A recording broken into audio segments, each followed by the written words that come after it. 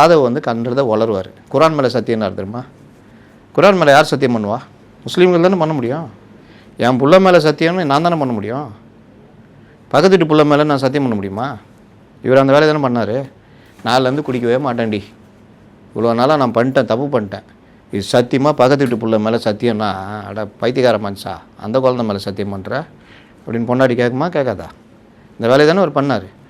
பாஜகவுடன் எந்த காலத்தும் கூட்டணி இல்லை, குரான் மீது சத்தியம்னாரு.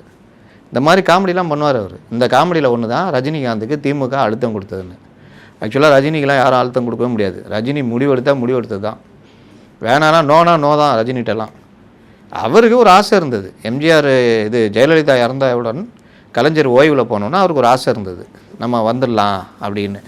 அப்போ அந்த இடைவெளி இருக்குது, நான் நிரப்புவேன்லாம் வந்தார். ஆனால் யதார்த்தம் அவருக்கு வரும்போது தான் தெரிஞ்சுது, கட்சியில் இன்ஃப்ராஸ்ட்ரக்சரே இல்லை. அவருக்கும் அதே பிரச்சனை தான். கட்சிக்கு அவர் ரஜினி மன்றம் மூலிமா எல்லோரையும் இது பண்ணுறாங்க, நிர்வாகிகள்லாம் போடுறாங்கல்ல, அவரும் இதே தப்பு தான் பண்ணார். அவர் அந்த லைக்காவில் ஒருத்தர் ராஜ்மகாலிங்கன்னு ஒருத்தர் நல்லா ஒர்க் பண்ணியிருந்தார். இப்போ தமிழ்குமரன் இருக்கார்ல, அந்த போஸ்ட்டில் இருந்தார். இவர் அது பிடிச்சி போனோன்னா அவரை தூக்கி மன்றத்துக்கு பொதுச்செயலாளர் ஆக்கி விட்டார். இந்த பைத்தியத்தை தந்தவனா செய்வானா? இவர் பேட்டை ஷூட்டிங்கில் இருக்கார், இங்கே எல்லாம் கல்லா கட்டின்னு இருக்கிறாங்க. ரஜினிகிட்ட என்ன கொணுன்னா விஷயம் தெரிஞ்சால் முடிஞ்சிடும் கதை. அதே மாதிரி ரஜினிக்கு அரசியல் தெரியும், எல்லாத்தையும் கவனிப்பார். ரஜினிக்கு தகவல் தெரிஞ்சோன்னா ஆஃபீஸ் எழுத்து மூடுன்ட்டார்.